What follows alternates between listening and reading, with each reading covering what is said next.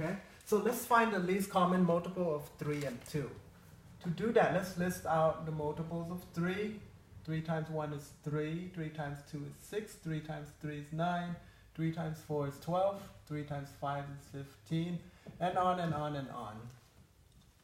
The multiples of 2 are 2 times 1 is 2, 2 times 2 is 4, 2 times 3 is 6, 2 times 4 is 8, 2 times 5 is 10, and on and on and on.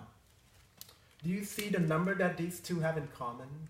The smallest number that 3 and 2 have in common is 6 here. That's what I see. So we can say that the least common multiple of 3 and 2 is 6. We're going to use that 6 as the denominator in the fraction. Okay, so that 6 is going to help us find the equivalent fraction of these two mixed numbers there. Okay, so make note of this. Find the equivalent fractions of 7 1/3 and 4 1/2. Okay, so 7 1/3 is equal to 7 and what over 6? 3 times what is 6?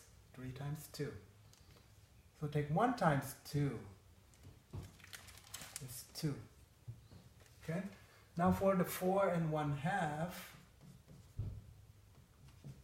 is equal to 4 and what over 6? 2 times what is 6? 2 times 3 is 6, so take 1 times 3. You get 3. Okay?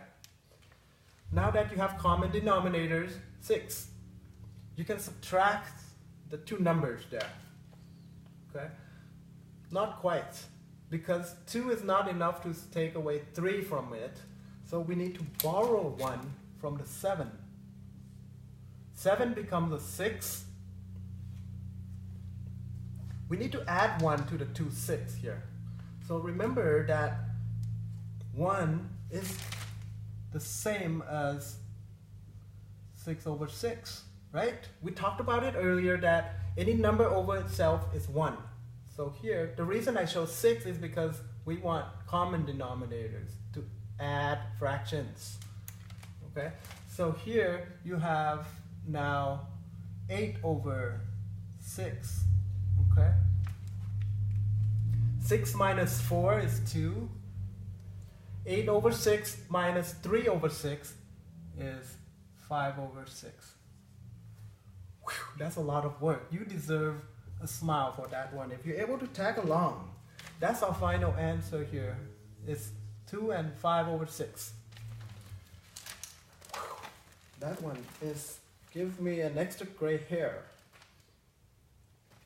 Okay, so hopefully you're able to understand somewhat how to add, subtract fractions before we go on to see how to multiply and divide fractions later.